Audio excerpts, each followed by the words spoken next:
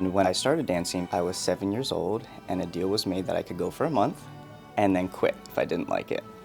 So begrudgingly I went, and no one told me when a month was up, and I didn't think to ask, so I continued. At 10 years old, I decided that was enough. I didn't want to continue any further. But we had just started doing GEORGE Balanchine's first act at Central Pennsylvania Youth Ballet. We had already been doing his second act, so they needed a prince, and my teacher came and asked if I would be the prince.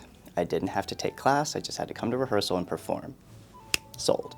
So I did the rehearsals, and I started watching second act as you do as prince, and watching all of the divertissement, I started to fall in love with each dance more and more, and the one that really caught my eye was Candy Cane. It rekindled my interest in ballet. I re-enrolled.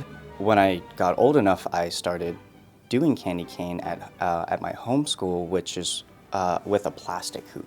So you really had to throw it to make all of the tricks happen. When I came to SAB and then New York City Ballet, I found out that it's actually done with a wooden hoop. And there's a weight on it so that you can throw it, and it makes this beautiful double. But I was so used to doing it with a plastic hoop, I couldn't do that. So I put the weight between my hands, and I started doing it that way. There was one performance that there was a certain celebrity in the audience, and I was like, I'm really gonna nail this double at the end. So the end of the dance is coming, you charge forward, and I threw the hoop as hard as I could and immediately just hit my feet.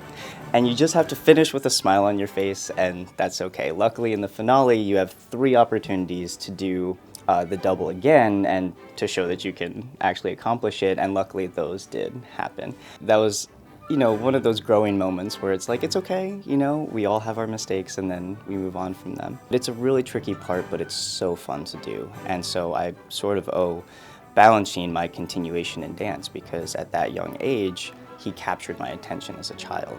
I think that GEORGE Balanchine's Nutcracker is uniquely special because he really did make a role for everybody. From the standpoint of watching it, I think the parents get to watch their children grow into different roles, and everybody who comes there's usually something for them that they're really captivated by. It comes together with the music in such a spectacular way, and I think it's hard to not feel that emotionally, and we all need that in our life, that beauty and that artistry.